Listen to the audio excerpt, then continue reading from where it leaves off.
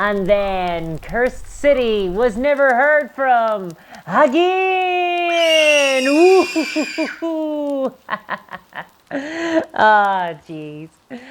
Oh, hey friend. Wow, you look like you've been through the jungles of Kanakan. Why don't you have a seat by the fire and join us? We're just telling some spooky stories.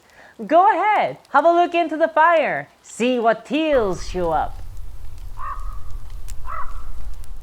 Boo! Haha, I got you. Just like Abaddon got Kyria. Yes, the planet did indeed break before the guard. But it did break, which is the important part, I think. Anyway, this is the Halloween episode. Did you like that framing device I used earlier, by the way? Yeah, I wonder if that's going to become relevant again later. Also, I want to hear no criticisms of this outfit in the comments section, okay? I dress up pretty much every other episode. I'm allowed a dress down one every once in a while. So yes, this is the top 4 spookiest things in Warhammer. Woo! Just a fun one this All Hallows Eve to see in the spooky season. And as always, this video is totally beginner friendly. So you don't need to know anything about Warhammer in order to feel chills in this video.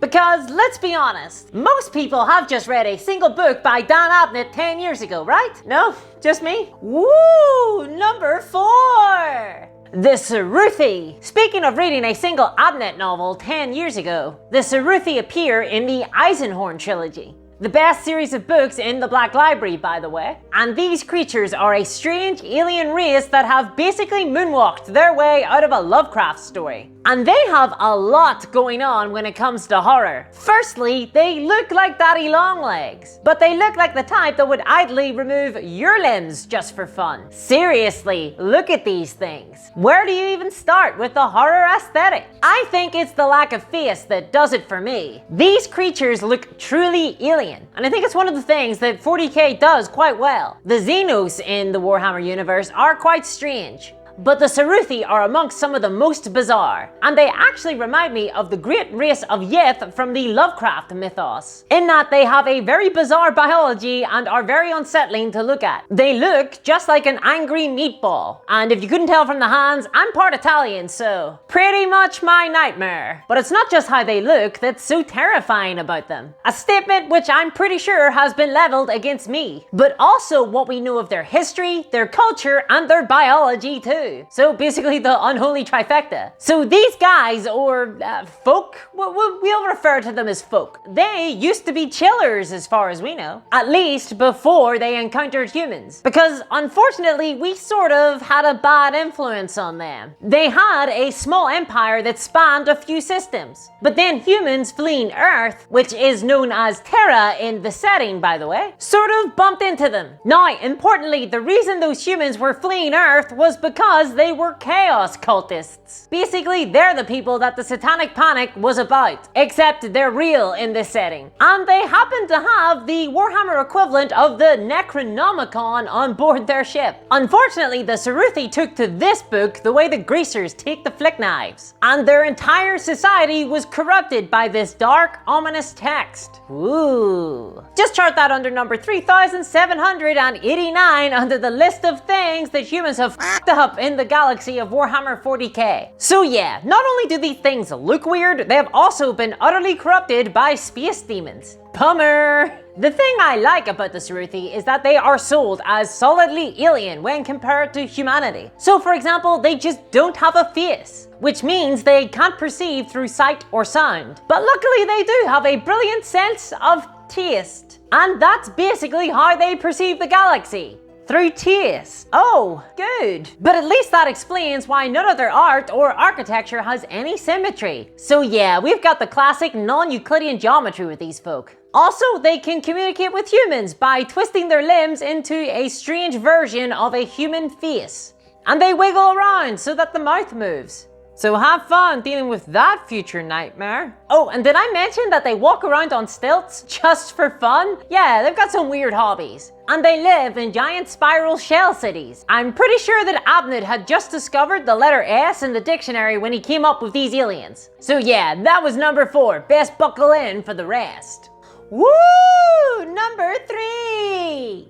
whatever it is that's knocking on the other side of your ship whenever you're flying through the warp. So the warp is an extra-dimensional space that Voidcraft use in order to travel great distances across the galaxy. And this is an alternative dimension that is the purview of demons and madness. So flying through the warp is basically like traveling through hell to get to a drive-thru faster. It's probably a bad idea, but you're really hungry. And there's all sorts of spooky stories about how things can go awry as ships travel through this hell dimension. And they're mostly stuff that we basically saw in Event Horizon. So we're talking about demons attacking the ship, people getting possessed, and madness infecting the crew. But without a doubt, one of the spookiest stories that ever stood out to me was a throwaway line in a random codex I read years ago about how crews traveling through the warp would sometimes hear a mysterious knocking on the other side of the bulkhead doors. Very polite. And this story has stuck with me for years. I can just imagine being a janitor swabbing the deck and probably grumbling about how servitors are going to be putting me out of a job soon, when all of a sudden just a light outside beckoning me to open the ship door to let whatever's outside in. Whew, that's something straight out of a horror movie. And yeah, it's pretty tame, I guess. I mean, it's not exactly a three-headed monster dressed up as a clown and vomiting blood all over you, but it's still much more frightening to me. It's intriguing. And that's because it's an extremely effective use of the fear of the unknown. Basically, think about the difference between menace and jump scares. Jump scares will get you to jump, but menace will stick with you. When a monster is revealed to us, it can be scary, sure, but we get used to it pretty quickly. But the monster not being revealed to us will be more frightening because it ratchets up the tension and lets our imagination run wild with the possibilities. So when you leave the frights up to our imaginations,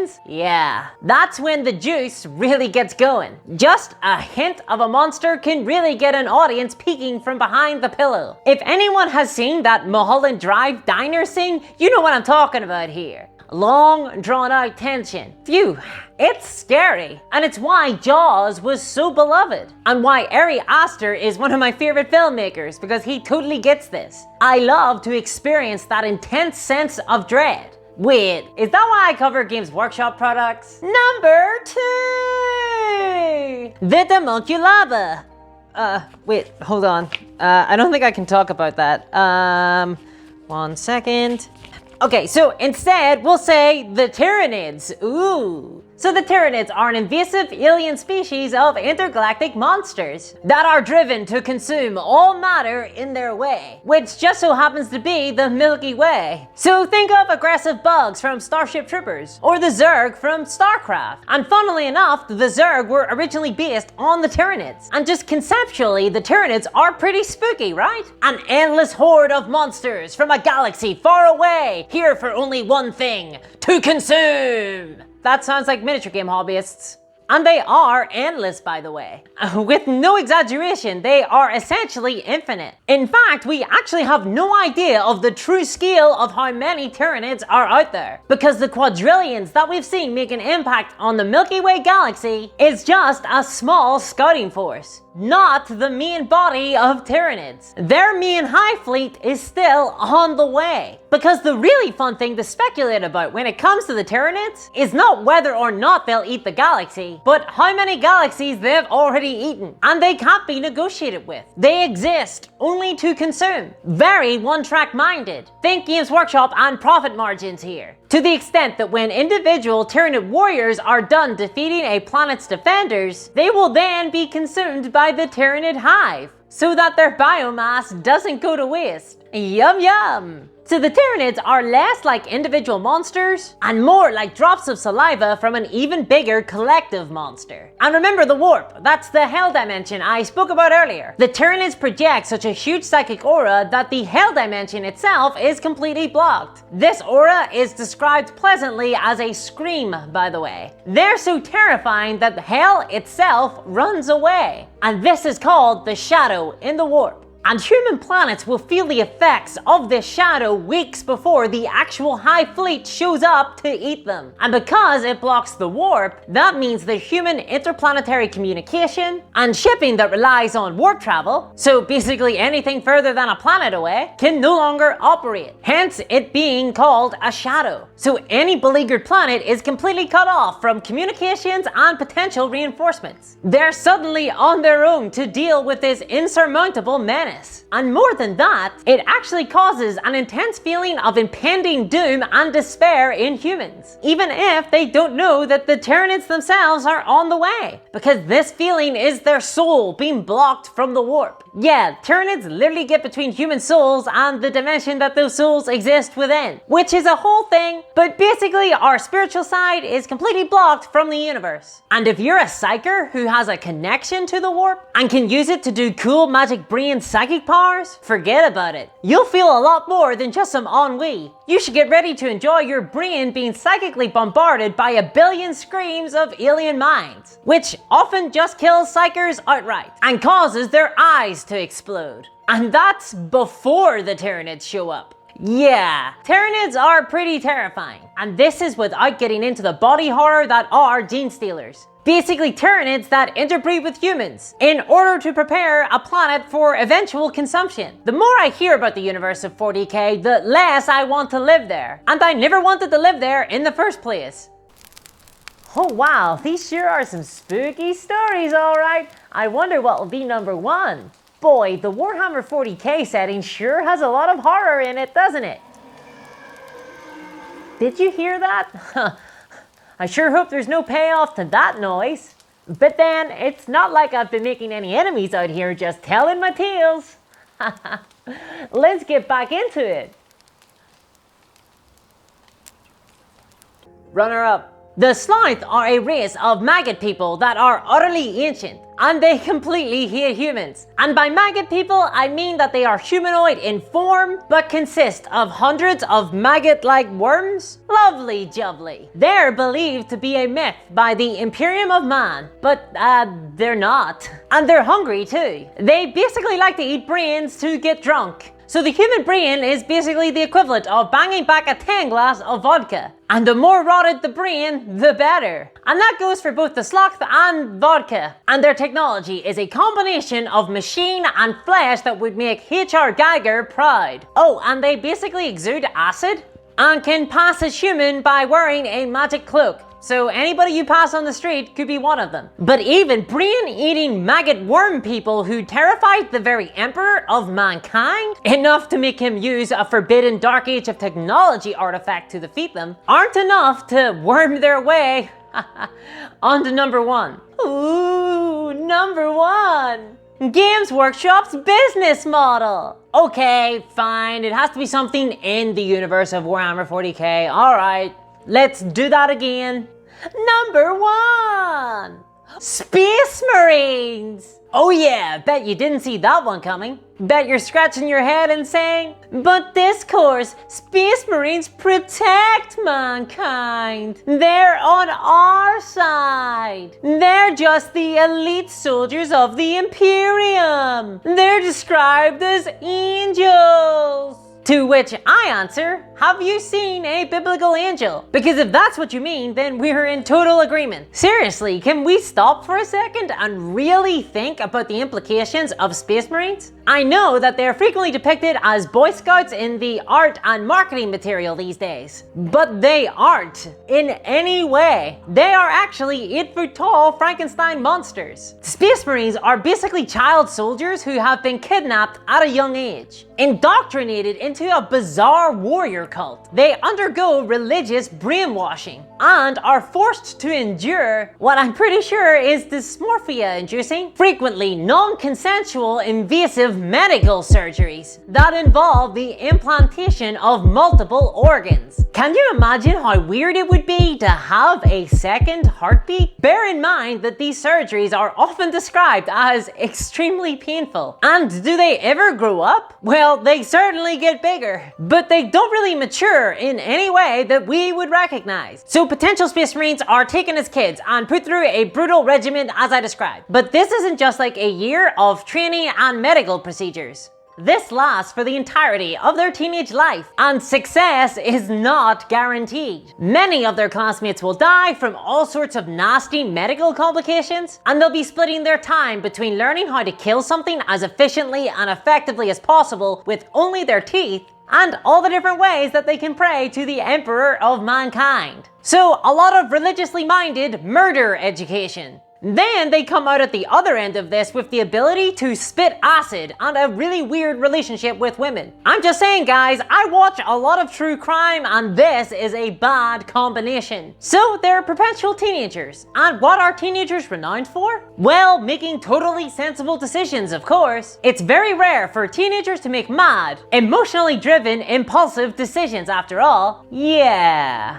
I bet there's thousands of ships flying towards the Eye of Terror every day, piloted by initiate scout marines in a cockpit adorned with My Chemical Romance posters. While speculating about whether or not that Killzone 2 trailer was real gameplay or not, and watching Battlestar Galactica, because all my cultural references are 15 years out of date, and the Space Marines that do make it all the way to the end of their training lose all compassion, seeing it as a human weakness that needs to be purged from their transhuman bodies and minds. In fact, they generally consider humans as frail and weak, bodily and spiritually. So yeah, a bit of an arrogance thing going on with these monster men. In fact, it's not only compassion that they lose. They stop feeling emotions altogether, including fear. I know that that's broadly useful in the tabletop, but in reality, it's not good. Fear is a very useful emotion. It forces us to be cautious and to reach out to others for help. And it's also a major driver in evaluating risk appropriately. Fear is actually super useful, especially when it's optimally matched to a threat. For example, if we're ambushed by a rattlesnake, luckily that won't happen to me because good old St. Paddy kicked them all out of Ireland, our fear-based risk assessment would be completely appropriate and life-saving. So where you or I, as humans, 100% no Xenos here, would freeze out of fear and the rattlesnake would just move on, the Space Marine would probably charge it with a knife and get bitten in the process. The dingus? Also, this would mean that Space Marines find it hard to conceptualize risk in the future as well, because they aren't afraid of future reprisal. So this goes way beyond, oh, Space Marines aren't afraid of orcs. This is Space Marines aren't afraid of anything. So they don't feel any deterrence at all. You can't rely on them to obey commands, because they would be utterly unafraid of the consequences of disobeying them. Remember, these are people who are described as ripping apart tanks with their bare hands. Also, they can't enjoy horror movies, which is a real bummer. It's the best genre. Although I think they can feel anger and rage, so that's good. I don't think that's good. And that's just Space Marines as individuals. As an institution, they are a collection of entirely autonomous military dictatorships that pretty much have the capacity to take on the entire military might of the Imperium. That is existentially terrifying. If I was a High Lord of Terra, basically one of the leaders of the human Imperium, I would 100% be quietly trying to wind down this whole Space Marine project as quickly as possible. And imagine Gulliman, aka Big Daddy Space Marine, rolled up and was like, I want more Space Marines, but bigger. Also, I'm in charge now. Yeah, no thanks. I'm totally on the Hexarch side on this one. Also, they can eat people's brains to steal their memories. What the f***? But yeah, Games Workshop, keep marketing those psychologically unhinged, inhuman abominations as the goodies. Sure, okay. Just imagine that, but eating a human brain. Yeah, not so pleasant anymore, is it? So there we have it, the top 4 spookiest things in Warhammer. And obviously this is a definitive list and can never be changed at any stage. But if you do happen to disagree, even though you're wrong, please feel free to put it in the comments below. I'd love to read your thoughts on what you think is the spookiest thing. And I hope you enjoyed this. Obviously it's a little bit different for the channel, but if you did enjoy it, please check out my Patreon at patreon.com/discourseminiatures. And I'll catch you next time. Bye bye!